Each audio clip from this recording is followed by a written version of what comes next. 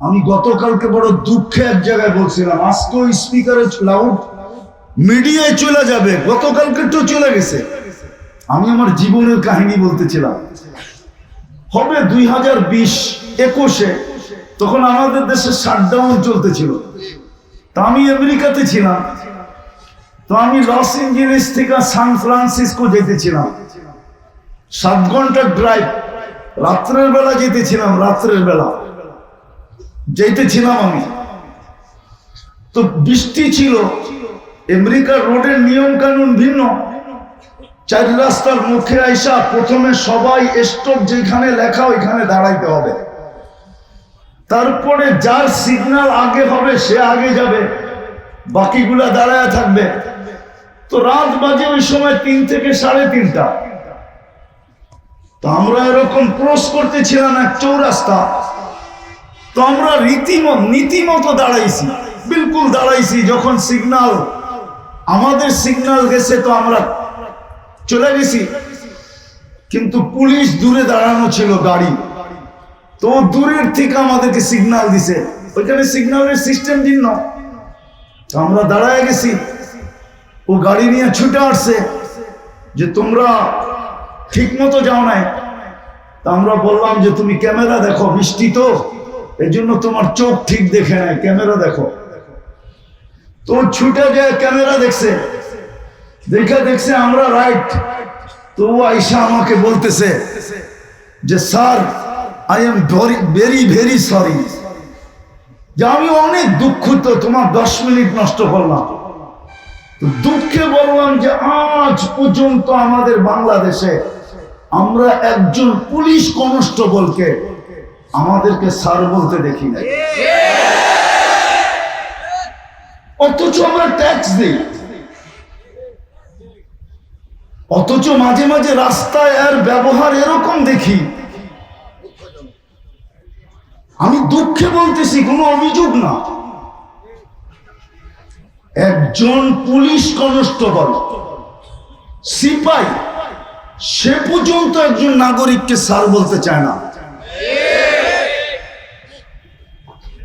কিন্তু এটা দুনিয়ার কোনো রুল না। তাইলে আপনার ভিতরে যদি মানবতা না থাকে, তো আপনি ওয়াজ দিয়ে মানবতা কতটুকু বানাবেন?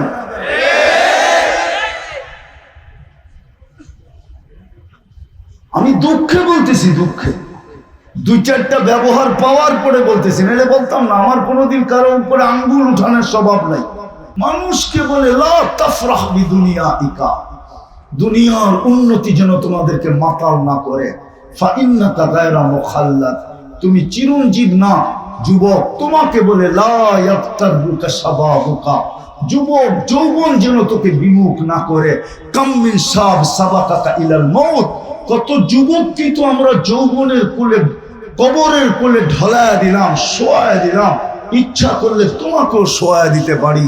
এই জন্যই তো কবি বলে, मिले खाक में अहले शाह कैसे कैसे, जमी खा गई नौजवान कैसे कैसे, अजल ने न छोड़ा किसरा न दारा, उसी से सिकंदर सा फाते भी देहारा, हर एक लेके क्या क्या हंस सुधारा, परा रह गया यही ठाट सारा, बचपन ने तुझे बरसू खिलाया, जवानी ने मजनू बनाया, बुढ़ा पे आके फिर क्या क्या सिताया, अजल तेरा कर देगी बिल्कुल सफाया, तुझे दुल्हन के रहो सबसे आला, हो जीनत निराली हो फैशन निराला, यूं ही जिया करता है क्या मरने वाला, तुझे हुस्न ज़ाहिर ने धोखे में डाला, जगह जी लगाने का दुनिया नहीं है, ये इबरत की जा है तमाशा नहीं है, अफा हसिबतुम अन्नमा खलकनाकुम अबस, অনর্থক তোমার যৌবন না। তো দ্বিতীয় দেখাইলাম, মানুষ যদিও সৃষ্টির সেরা, কিন্তু এখন প্রাণীও হার মানে, ঠিক না? ছোটবেলা শুনতাম, ওনারা শুনছে কিনা জানি না, বয়স্ক লোক তো কমই দেখতেছি, ওনারা শুনছে কিনা জানি না। কয় শকুন কোন দেশে থাকে না? কয় হ্যাঁ,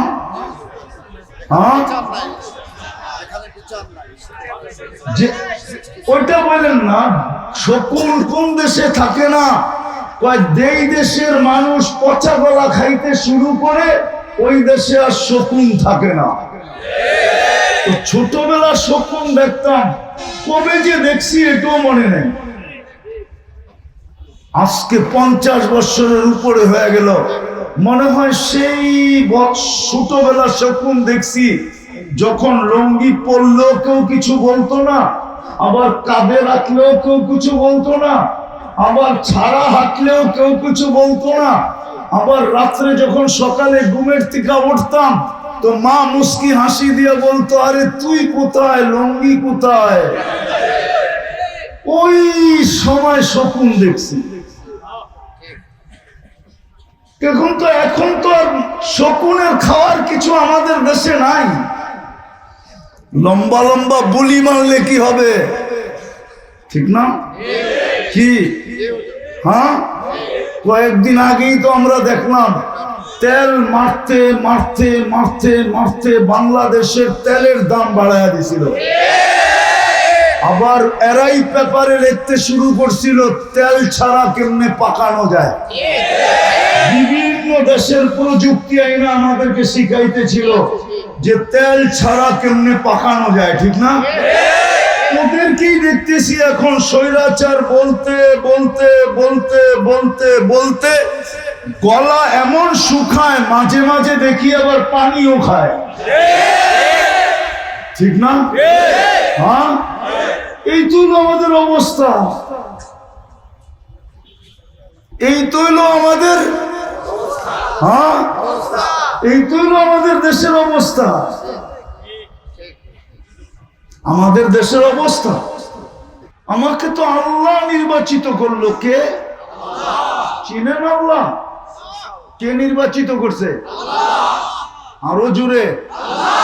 আল্লাহ বললে গুনাহ হবে না, 40 নেকি মিলবে, 40 নেকি। এই উম্মত 1 নেকি দিয়া জান্নাতে যাবে, 1 নেকি দিয়া। আপনার কাছে তো 40টা মিলবে। এই জন্যই তো আমি বলি, যুবক তো বাহাদুরি করে আল্লাহর যৌবন দিয়া বটে, সারা দিনে 10 বার আল্লাহ বলে না। পুরুষ তো পুরুষত্বের বাহাদুরি দেখায় সারা দিন বটে, সারা দিনে 100 বার আল্লাহ বলে না। মা বোনরা তো আল্লাহর নারীত্ব সারা দিনে মনে হয় 100 বার আল্লাহ বলে না। জন্ম তো মুসলমানের ঘরে আমাদের, কিন্তু ইসলাম কতটুকু, ইসলামের রং কতটুকু, আমি একটা জিনিস বুঝানোর জন্য পিছের থেকে নিয়ে যেতেছি। ইসলামের রং আমাদের ভিতরে কতটুকু। ইসলামের রং যদি থাকতো তাহলে যুবকরা 100 টাকার চুল 500-1000 টাকা দিয়ে কেন কাটতো? চুল কাটার আসল রেট তো হলো 100 টাকা, ঠিক না? না 100 টাকা না, কত? জিজ্ঞাসা করেন কোন যুবক 100 টাকা দিয়ে চুল কাটায়? ওরা তো ডিজাইন চয়েস করে নেটের থেকে, ওদের ডিজাইন দেখা সেলুনওয়ালা চক্ষু কপালে উঠায়া বলে 500 টাকা। ও তো বলে টাকার প্রশ্ন না, ডিজাইনের প্রশ্ন। ঈদের রাত্রে 1000 টাকা দিয়ে কাটায়, জিজ্ঞাসা করে। 4 ঘন্টা 5 ঘন্টা সিরিয়ালে বসে থাকে, কিন্তু চুল কাটা তো 100 টাকা। ইসলাম কি চুল কাটার ডিজাইন দেয় না? তাইলে মাদ্রাসার ছেলেরা বলুক, আমি কোরআন শুনাই, মুহাল্লিকিনা রুউসাকুম ওয়া মুকাসসিরিন। কোরআন কি চুল কাটার ডিজাইন দেয় না? ও তো আজকে চুল কাটতে পারতো 100 টাকা দিয়া, 400 টাকা গরিবরে দিতে পারতো, আর নাই দিত গরিবকে মিষ্টি কিনতো, বন্ধুদেরকে নিয়ে খাইতো, অথবা পিজা কিনতো, নিজেই খাইতো 400 টাকা দিয়া। তাইলেও তো প্রবাদ বাক্য শক্ত হইতো, জ্বালাগা বা অঙ্গে তা যাবে সঙ্গে। 400 টাকা দিয়ে পিজা খাইতে পারতো, বন্ধুদেরকে জিলাপি খাওয়াইতে পারতো। বন্ধুরা যদি বলতো চুল কাটার উপরে মিষ্টি কেন, তুই পাগল নাকি? দেখোস না, ইসলাম যেরকম বলছে ওরকম কাটছি, কালকে কিয়ামতের দিন যে বুক ফুলায় আল্লাহর সামনে দাঁড়াবো, বলবো আপনিই তো নির্বাচিত করছিলেন মুসলমানের ঘরে, চুলটা সারা জীবন কাটছি ইসলাম অনুযায়ী, আজকে কি দিবেন দেন না? কিছু করলেই তো কিছু চাওয়ার সুযোগ হয়, ঠিক না? বলো যুবক, কালকে তুমি আল্লাহর কাছে কি করে হাত পাতবে? বলো, তোমার চুলের স্টাইল তো ইসলাম মতে না, আমাকে তো চিনাইতে হবে না। হুজুররা মেলে না চিনে, আমিও চিনি না। আমি অহংকার করে বলতেছিলাম আমার 103টা দেশ দেখা শেষ। উন্নত দুনিয়া শুধু নিউজিল্যান্ড বাকি আছে, আর কিচ্ছু বাকি নেই। 7 মহাদেশ দেখা শেষ। বিদায় আমি তোমার চুলের স্টাইল দেখে বলতে পারি কার স্টাইলে তুমি চুল কাটছো, কোন দেশের স্টাইলে কাটছো। আমারই চিনিতে হবে না। আমি আনারই না, কিন্তু আমি খেলারই। আমি দুনিয়া ঘুরা বাংলাদেশে নামছি, এর আগে দামি নাই। এই জন্য তো বলি অলিও না আবার খালিও না, ঠিক না? অমুক জায়গায় গেলে যদি সব পাওয়া যায়, অমুক জায়গায় নাম বললাম না, তো আমি এই পর্যন্ত যত নবীদের কবর চিহ্নিত আছে সব আমার দেখা শেষ, আলহামদুলিল্লাহ। তাইলে নবীদের কবরে গেলে কি পাওয়া যায়? এই জন্য আমি অলিও না আবার খালিও না। বলো যুবক, তুমি ইসলামের আদর্শ, ইসলামের রং তোমার ভিতরে কতটুকু? কালকে এই চেহারাটা কি করে আল্লাহকে দেখাবা? এই জন্যই তো ডেলি আল্লাহ তোমার আমার কানে ধ্বনি দেয়। আমার কানে এক ধরনের ধ্বনি দেয় আল্লাহ, লা তাফরাহ বিদুনিয়াইকা। হ্যাঁ, ফেমাস হয়ে ভুলা যেও না, তুমি কিন্তু চিরঞ্জীব না। আমাকে ডেলি ধ্বনি দেয় আল্লাহ, ডেলি। ফেমাস হয়ে কিন্তু তুমি আমার থেকে বিমুখ হয়ে যেও না, আমাকে ভুলা যেও না, তুমি কিন্তু চিরঞ্জীব না। দুনিয়া, আমি তো স্বাধীনতা দেখি না। আমার বড় দুঃখ থাকবে মৌত পর্যন্ত, আমি নতুন স্বাধীনতা দেখি না। কেন? ওই দিন আমি জমিনেই ছিলাম না, ওই দিন তো আমি আকাশে ছিলাম। কেননা রাত্রে আমার ফ্লাইট ছিল ইংল্যান্ড থেকে, আসারের পরে, খাওয়া দাওয়ার পরে, শেষ রাত্রের দিকে। তখন বাংলাদেশের দিন পড়ায় শেষের দিকে। আমার ফ্লাইট ছিল ক্যানাডা। আমি যখন ক্যানাডায় নামছি তখন সকাল ক্যানাডায়, বাংলাদেশে রাত্র। নামার পরে সবাই আমাকে বলল দেশ স্বাধীন হয়ে গেছে। বলল আপনি তো আকাশে ছিলেন, কোত্থেকে জানবেন? তো এই যে আমি দেখি না, এটার দুঃখ আমার থাকবে মৌত পর্যন্ত, যে আমি দেখতে পারলাম না। কেননা আমি তো জুলাইয়ের 18 তারিখে চলে গেছি, আসছি আগস্টের 18 তারিখে। আবার 2 দিন ছিলাম, আবার চলে গেছি, আসছি সেপ্টেম্বরের 23 তারিখে। তো দুঃখে বললাম যে মানুষ আমরা, মানবতা নাই। মুসলমান আমরা, ইসলামের ছাপ নাই। উম্মতে মুহাম্মদী আমরা, নবীর আদর্শ নাই। কোরআন দিলেন, পড়বে তো দূরের কথা, চুমা পর্যন্ত নাই। কুতুববাগ না যাত্রাবাড়ির মানুষ, যাত্রাবাড়ি থানা তো, যাত্রাবাড়ির মানুষ আমাদের এই ঘরগুলার ভিতরে কোরআন কাঁদতেছে, কাঁদতেছে। কোরআন বদদুয়া দিতেছে। এই মজমায় একজনও নাই যে টেলি কোরআনটাকে একবার চুমা দেয়। এরকম মানুষ এই মজমায় পাওয়া যাবে, দাড়ি পাইকা গেছে, আজ পর্যন্ত কোরআনটাকে পড়তে জানে না, বিদায় হাত দিয়া ছুঁয়ে একটা চুমাও দেয়। কোরআন দিছিলেন আল্লাহ, মুসলমান বানাই, উম্মতে মুহাম্মদী বানায়া ভাগ্য খুলে দিছিলেন। আমি শুধু একটা দেখাই, আদম আলাইহিস সালাম এই জন্যই তো চিৎকার দিয়া বলছিলেন যে উম্মতে মুহাম্মদীর সাথে, যদিও আল্লাহর জন্য এই শব্দটা শোভনীয় না, ঠিক না, কিন্তু একটু গাঢ়ভাবে বোঝানোর জন্য বলতেছি যে উম্মতে মুহাম্মদীর সাথে আল্লাহ আমার চেয়ে কোটি গুণ বেশি মায়া, কোটি গুণ বেশি মমতা, কোটি গুণ বেশি ভালোবাসা, কোটি গুণ বেশি প্রেম, কোটি গুণ বেশি প্রীতি, এমনকি কোটি গুণ বেশি পীড়িত। বলে প্রমাণ, বলছে আমি একটা ভুল করলাম, কিয়ামতের সকাল পর্যন্ত মানুষকে ডোল পেটায় জানায় দিলেন। উম্মতে মুহাম্মদী সারাদিন গুনাহ করবে, কাউকে আল্লাহ জানতে দিবে না। বলো যুবক, সত্য বলবো তো? বলবো? তোমরা গান আর নাচ ছাড়া সারাদিন যা দেখো মিনিটে, যদি তোমাদের মা বাবা জানতো, কসম খোদার একজনকে ঘরে ঢুকতে দিত না। সত্য তো না? দেখো না, হ্যাঁ, কে লুকায়? কে তোমার সাথে লুকোচুরি খেলে? আল্লাহ তো বলে আস্তু লুকা। আল্লাহ তো বলে তোর গুনাহ করতে ভালো লাগে, আমার লুকাইতে ভালো লাগে। তুই গুনাহ করতে মজা পাস, আমি লুকাইতে মজা পাই। তোর গুনাহ অভ্যাস, আমার লুকানো অভ্যাস। কেননা তুই আমার বন্ধুর উম্মত। উলামা বলে আমি মানি, বাদ আজ খোদা বুজুর্গ তু কিসসা মুক্তাসার। আল্লাহর পরে যার স্থান মুহাম্মাদুর রাসূলুল্লাহ সাল্লাল্লাহু আলাইহি ওয়াসাল্লাম, আমি মানি বটে, কিন্তু আমি যখন কোরআন দিয়া দেখি, কোরআনের চশমা দিয়া দেখি, তো কোরআন বলে আল্লাহর পাশে যার স্থান কাবা কাউসাইনি আও আদনা সুম্মা দানা ফাতাদাল্লা ফাআওহা ইলা আবদিহি মা আওহা। কোরআন বলে আল্লাহর পাশে যার স্থান,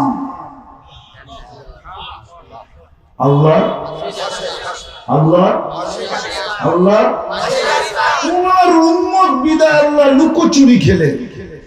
নাইলে বলো যুবক, তুমি সারাদিন নেটে যা দেখো, যদি বাড়িওয়ালারা জানতো, যদি সমাজ জানতো, যদি ভাই বোন জানতো, যদি আত্মীয় স্বজন জানতো, যদি পাড়া প্রতিবেশী জানতো, বলো তুমি চেহারাটা দেখাইতো তো দেখাইতা কি করে?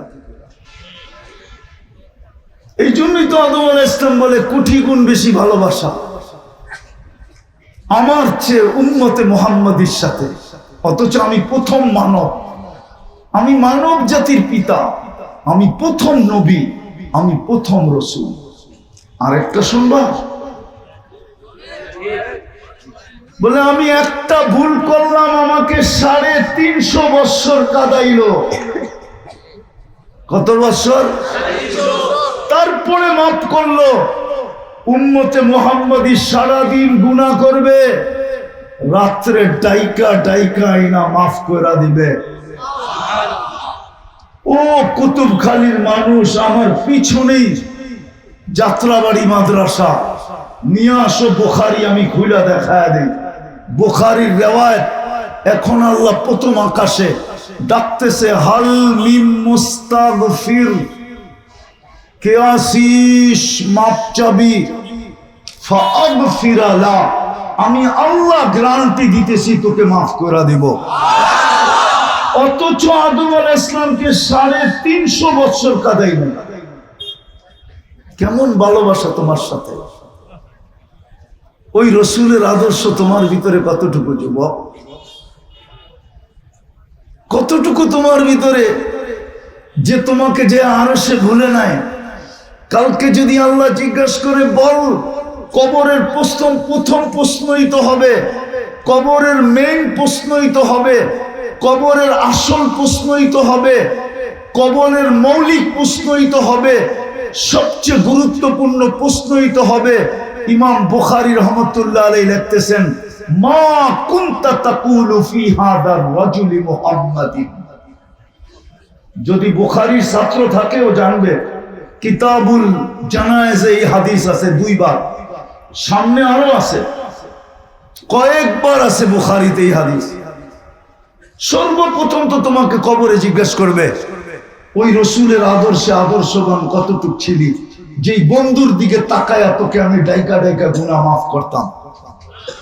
অথচ আমি প্রথম রসুল, প্রথম নবী, প্রথম মানুষ, আদম সফিউল্লাহ, খালাকতুহু বিয়াদিয়া, যাকে আমি দস্তে কুদরত দিয়া ডাইরেক্ট তৈরি করছি, ওনাকে আমি 350 বছর কাদায়া মাফ করলাম, তোকে তো ডাইকা ডাইকা মাফ করলাম এই বন্ধুর কারণে। বল ওই বন্ধুর আদর্শে তুই কতটুকু আদর্শবান ছিল, যেই বন্ধু তোকে আরশে বলে নাই। নাইলে আমরা আত্তাহিয়াতের ভিতরে কেন কিভাবে পড়ি, ওয়া আলা ইবাদিল্লাহিস সালিহিন, আল্লাহর রাসূল তো প্রথম বলছেন আত্তাহিয়াতু ওয়াস সালাওয়াতু ওয়াত তাইয়্যিবাতু, তারপরেই তো আল্লাহ সালাম দিবেন আসসালামু আলাইকা আইয়ুহান নবী।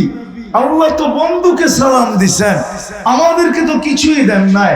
আমাদের নবীজি তো চিৎকার দিছে, আমাকে দিলেন উম্মত। উম্মত, তুমি আরশ চিনো না যুবক? তুমি তো গুগল চিনো। আফসোস, তুমি গুগল চিনো, তুমি ইন্টারনেট চিনো, তুমি দুনিয়ার আজে বাজে জিনিস চিনো, তুমি তো আরশ চিনো না মুসলমান হয়েও। নবীজি চিৎকার দিয়া বলছেন আমার উম্মত। আল্লাহ মনে হয় বলছে বন্ধু কি চান আর কতটুকু চান, তো নিজেই বলে ফেলছে ওয়া আলা ইবাদিল্লাহিস সালিহিন, আমারে যতটুকু দিলেন উম্মতের জন্য এতটুকু নিলাম, তোমাকে আরো সে ভুলে নাই। একটু চিন্তা করো ওই রসুলের আদর্শ তোমার ভিতরে কতটুকু, কতটুকু রসুলের আদর্শ। আদর্শ যদি হইতো তুমি 31st নাইট করলা কি করে, তুমি 14 তারিখ করতে চাও কি করে, তোমার পোশাক এরকম কেন, তোমার চাইল এরকম কেন, তোমার চলন এরকম কেন, তোমার রং এরকম কেন, তোমার ঢং এরকম কেন, তোমার খাওয়া এরকম কেন, তোমার উঠা এরকম কেন, তোমার বসা এরকম কেন, তোমার চলা এরকম কেন, তোমার ফিরা এরকম কেন, তোমার মন মানসিকতা এরকম কেন, তোমার শিক্ষা দীক্ষা এরকম কেন, আমাকে বুঝাও। কালকে তো সর্বপ্রথম প্রশ্ন এটা হবে, কি জবাব দিবে যুবক বলো? আরে বলো না, কি জবাব দিবে? কোরআন তো দিলেন আল্লাহ, কালামুল্লাহ তো দিলেন। আমি তুর পাহাড় যখন দেখতে গেছি, আমার ওই সময় মনে উঠছিল মুসা আলাইহিস সালাম তো ক্রেডিট কার্ডটা এখান থেকে নিছেন, কালিমুল্লাহ। কি কি তখনই আমার দিলে ধাক্কা লাগছে, যারে মুসা আলাইহিস সালাম আল্লাহর সাথে কথা বলে বিদায় কালিমুল্লাহ, ও তোর সাথে তো আল্লাহ কথা বলতে চায় বিদায় তোর সিনায় ঢুকায় দিছে কালামুল্লাহ। তোর সিনায় তো কালামুল্লাহ, আল্লাহ তোর সাথে কথা বলতে চায়। আল্লাহর সাথে কথা বলা বড় না আল্লাহ কথা বলতে চায় এটা বড়? কোনটা বড়? কোনটা? আল্লাহ কথা বলতে চায় এটা বড়, ঠিক না? দিলে তো কোরআন কালামুল্লাহ। 90% মুসলমান তো কোরআন পড়তে জানে না। হায়, পড়তে না জানে আমার কোনো আফসোস ছিল না যদি ডেলি খুইলা একবার দেখতো। খুইলাও দেখে না, কোনো আফসোস হইতো না যদি ডেলি একবার উঠায় একটা চুমা দিত, কোনো আফসোস ছিল। আজকে তো কোরআন চিৎকার দেয়, কান্নায় চিৎকার দিয়া কানতেছে। যদি এই মজমা বলে কোরআন কাঁদে কি করা, কোরআন কাঁদে কি করা, তাহলে ওলামাদেরকে জিজ্ঞাসা করেন খেজুর গাছ কাঁদলো কি করা। তো বুখারী শরীফে আছে আল্লাহর রাসূল খেজুর গাছের, মরা খেজুর গাছে পিঠ লাগায় জুমার দিন খুতবা দিতেন। যখন মেম্বার তৈরি হয়ে গেছে, আল্লাহর রাসূল মেম্বারে পা দিতে দেরি, খেজুর গাছ কাঁদতে দেরি করে নাই, চিৎকার দিয়া কাঁদতে ছিল। পুরো মসজিদে নববী শুনতে ছিল। আল্লাহর রাসূল মেম্বার থেকে নাইমা আসছেন, পিঠে হাত বুলায়া খেজুর গাছের গায়ে হাত বুলায়া বলছে কাঁদিস না, তুই দুনিয়াতে আমাকে খেজুর খাওয়াইতে পারিস না, তোকে আমি জান্নাতে নিয়ে যাব, তুই খেজুর দিবি আমি মজা করে খাবো।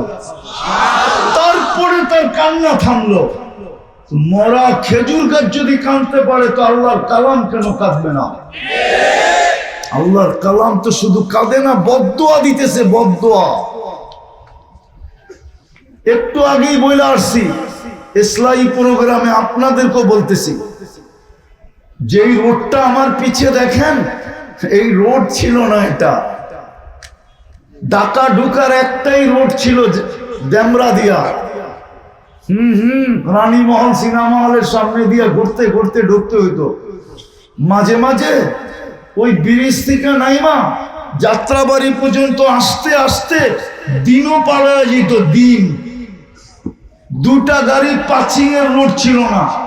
জানি না পুরান আছে কিনা, এখানে পুরান লোক আছে কিনা জানি না। এই যে পিছনের রোড দেখতেছেন, এখন 30 বছর আগের থেকে যাত্রাবাড়ি উন্নত কতটুকু? আরে বলেন না, কতটুকু? একটা সংখ্যা বলেন। 100 গুণ তো হবে, হবে না? 100 গুণ উন্নত না 30 বছর আগের থেকে? বেশি? আচ্ছা মাইনা নিলাম 100 গুণ, ঠিক না? বেশিটা আপাতত রাখেন, ঠিক না? কিন্তু যাত্রাবাড়ির আসল বাসিন্দারা বলো, 30 বছর আগে যে সুখ ছিল আজকে এই সুখ আছে কিনা? তাইলে উন্নতি হইল, আর উন্নতির কারণে তো সুখ হওয়া দরকার ছিল 1% হইল বেশি, ঠিক না? কিন্তু সুখ তো নাই। থাকবে তো থাকবে কি করে? কোরআনের তো আমাদের উপরে বদদোয়া লেগে গেছে। কোরআন তো বলে তোমরা উন্নত হইতে পারো, রাস্তাগুলা সোনার হইতে পারে, ডিজিটাল হইতে পারো, তোমরা সুপার ডিজিটাল হইতে পারো, আধুনিকের শ্রেষ্ঠ আধুনিক হইতে পারো, কিন্তু কোরআনের বদদোয়া তোমাদের উপরে বর্ষিত হইতেছে, তোমরা কোনোদিন সুখী হবে না। তো কোরআন দিলেন, মৌলানা চলে আসছে, আমি সব জায়গায় চলে আসছি। তৃতীয় আল্লাহ কোরআন দিলেন, কিন্তু চুমা দিয়া দেখেন। আল্লাহ মসজিদ দিলেন, নিজের ঘর। 90% মুসলমান নামাজ পড়ে না। শুধু বাংলাদেশ না, ওয়ার্ল্ডে 90% মুসলমান নামাজ পড়ে না। আমি শেষ জায়গায় চলে আসছি, এই জন্যই আমাদের দুরবস্থা। শুধু বুলি দিয়ে কিচ্ছু হবে না, নাইলে ফিলিস্তিনের যুদ্ধ, যুদ্ধ আমার যুগ বিয়োগে মিলে না। আমি দেখছি 14 বছর আগে ফিলিস্তিন, এই দুই চোখে, যুগ বিয়োগে আমার মিলে না। যেখানে ইব্রাহিম আলাইহিস সালাম রে দেখা আসলাম ঘুমাইতে, খলিলুল্লাহ, ওইখানে ফাটে কি কইরা, বাড়িগুলা মাটির সাথে মিশে কি কইরা। খলিলুল্লাহ তো শোয়া আছে। আরেকদিকে তো দেখা আসলাম মুসা কালিমুল্লাহ শুয়ে আছে কাসিবে আহমারে, ওয়াদিয়ে মুসা। 14 বছর আগের কথা বলতেছি আমি। 70 জন নবীর কবর চিহ্নিত, 45 কবর ফিলিস্তিনে। আমি দেখা বলতেছি চোখে, কোন তারিখ তুরিখ আমি কিতাবি এলেন তো হুজুর কাছে আছে, আমার কাছে নাই। আমার কাছে যা আছে চোখে দেখা, যেটা মুসলমানের প্রথম কেবলা। মেরাজের মাস এটা, 28 তারিখে মেরাজের রাত্র হবে। মেরাজের রাত্র সশরীরে 1.25 লক্ষ নবী উপস্থিত ছিলেন বাইতুল মুকাদ্দাসে, যাদের পায়ের পদচারণে মুখরিত ছিল দুজাহানের বাদশাহ মুহাম্মদুর রাসূলুল্লাহ। যেইখানে কদম রাখলেন আর ইমামতি করলেন, ওই মাটিতে ফাটে তো ফাটে কি করে? আপনি যুক্তি দিয়ে বুঝান আমাকে।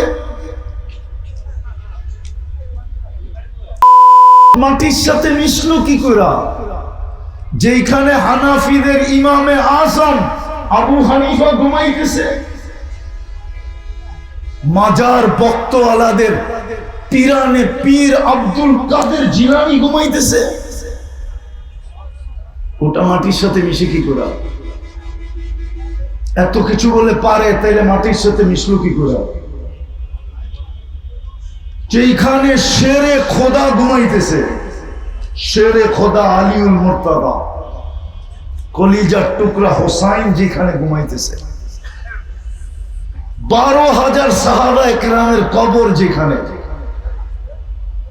দানিয়াল আলাইহিস সালামের মতো নবী যেখানে, আমাদের নবীকে আল্লাহ 20 নবীর 20টা গুণ দিয়েছেন, তার ভিতরে হুব্বা দানিয়াল, দানিয়াল আলাইহিস সালামের উপাধি ছিল হিব্বুল্লাহ, আল্লাহর ভালোবাসা। এই গুণটাও আমাদের নবীজিকে দিয়েছেন। ওটা মাটির সাথে মিশলো কি করে? শুধু এই কারণেই মিশছে যে আজকে আমাদের কাছে শুধু বুলি আছে, বুলি, মানুষ মানবতা নাই, মুসলমান ইসলামের রং নাই, উম্মতে মুহাম্মাদি আদর্শ নাই, কোরআন আছে চুমা নাই, মসজিদ আছে নামাজ নাই। যার কারণে আল্লাহ আমাদের উপর আজকে নারাজ হয়ে গেছে। নারাজ। আমি শেষ হাদিস দিয়া শেষ করতেছি। কাউকে বসায়া ওয়াজ শোনানো আমার স্বভাব না, আমি জানতাম না, তাইলে আরো আগেই ছেড়ে দিতাম, কিন্তু কথা গুটায়া গুছানোর জন্য বলতেছি। আল্লাহ রসুল বলছে একদিন আসবে আমার উম্মত ইউহিব্বুনা খামসা ওয়া ইয়ানসাউনা খামসা, 5 জিনিসকে ভালোবাসবে, 5 জিনিসকে ভুলা যাবে। ইউহিব্বুনা দুনিয়া, দুনিয়াকে ভালোবাসবে, ওয়া ইয়ানসাউনাল আখিরা, আখিরাতকে ভুলা যাবে। ইউহিব্বুনাল হায়াত, জীবিত থাকাকে ভালোবাসবে। ওয়া ইয়ানসাউনাল মউত, মউতকে ভুলা যাবে। ইউহিব্বুনাল কুসুর, বাড়িকে ভালোবাসবে। ইয়ানসাউনাল কুবুর, কবরকে ভুলা যাবে। ইউহিব্বুনাল মাল, খালি পাত্তি ভালোবাসবে, পাত্তি, ডাকায়া শব্দ বোঝেন? পাত্তি ভালোবাসবে, হিসাব ভুলা যাবে। ইউহিব্বুনাল খালকা, সৃষ্টিকে স্রষ্টাকে ভুলা যাবে। ওয়া ইউহিব্বুনাল খালিক, ইউহিব্বুনাল খালকা, সৃষ্টিকে ভালোবাসবে। ওয়া ইয়ানসাউনাল খালিক। আমি দেখলে তো যুবকদেরকে এটাই দেখি, 14 তারিখে শুধু ফুল দেয় না, হোটেলে বসা খাওয়ায়, ফুলও দেয়, হোটেলে বসা খাওয়ায়, পার্সেলও দেয়, আবার গিফটও দেয়। ডাক্তার যদি বইলা দিত কলিজা বাইর করে দিলে তুই মরবি না, তাইলে মনে হয় ওরা গুনাহ করেও দিত। অথচ যে আল্লাহ যৌবন দিল, সারা দিনে একবার ওই আল্লাহকে মনের থেকে ডাকে না আল্লাহ বলা। এই জন্যই তো আমি কাঁদতেছি। তখন আল্লাহর রাসূল বলছে আনা বারিগুম মিনহুম আহুম বুরাআউ মিন্নি, আমি তোমাদের দাঁড় ধারব না, আমি তোমাদের দিকে তাকাবো না, তাকাবো না। আল্লাহ বইলা দিছে বন্ধু আপনি তাকাবেন না, তাইলে আমি বইলা দিব। তাইলে আমি আরেক হাদিসের অংশ দিতেছি। আল্লাহ তখন চিৎকার দিয়ে বলবে মুতু বিআইয়ি আউদিয়াতিন আনতা মুতু, যেইখানে মনে চায় ওইখানে যায় মরো। ফালা ইউবালি বিকুমুল্লাহু বালা, আল্লাহ আমি তোমাদের খবরই নিব না। নাহলে ফিলিস্তিন এইখানে বোম ফাটে। একটা যুক্তি দিয়া বলতেছি আপনাদেরকে, বলেন মদিনা মুনাওয়ারায় যদি কেউ একটা মারলো আর ওটা যদি ফাইটা মসজিদে নববী ধসলো, তাইলে আপনি সর্বপ্রথম কার দিকে আঙ্গুল উঠাবেন? মুসলমান হিসাবে অ্যাজ এ মুসলিম বলেন কার উপরে আঙ্গুল উঠাবেন? কার উপরে? আপনি তো চিৎকার দিয়ে বলবেন আল্লাহ এটা কি করলেন, মাহবুব তো শোয়া, কিভাবে আপনি পড়তে দিলেন, আবার কিভাবে মসজিদে নববীর কোনা দোষা গেল, আপনি করলেন তো করলেন কি? এটা ডাইরেক্ট কি আপনি আঙ্গুল আল্লাহর দিকে উঠাবেন না? আমিও তো বলতেছি কি করে মাটিতে মিশলো। মুসলমান আসেন তওবা করি। পারবেন? পারবেন? কে কে পারবেন তওবা করতে? তাইলে মনের থেকে তওবা করেন। আল্লাহ অতীত থেকে তওবা করলাম, আমাদের তওবা কবুল করেন। নামান নামান আজকের থেকে 2টা কাজ করেন, পারবেন? আজকের থেকে কোরআনটাকে ডেলি নিয়ে একটা চুমা দেন, চুমা। পারবেন? আর যুবকরা পারবা আজকে থেকে মসজিদ বেড়া দিতে? আমার বিশ্বাস ওই দিন বদ্ধ পরিকর হয়েছে মনের ভিতরে, যেই দিন আমি দেখছি আমার যুবক রাস্তায় নামতে দেরি, নতুন স্বাধীনতা পাইতে দেরি হয় না। আমার বিশ্বাস 100-তে 100 দিলে আজকে যদি এই কুতুবখালীর যুবকরা মসজিদ গড়া দেয়, তো আমার বিশ্বাস কুতুবখালীর প্রত্যেক মানুষ নামাজি হতে বাধ্য হবে। পারবা তোমরা মসজিদ গড়া দিতে? হ্যাঁ, কে কে পারবা মসজিদ গড়া দিতে? আল্লাহ আমাদেরকে আমল করার তৌফিক দান করেন। ওমা আলাইনা ইল্লাল বালাগ। হযরতের কাছে মাপ চাই, দেরি হয়ে গেছে।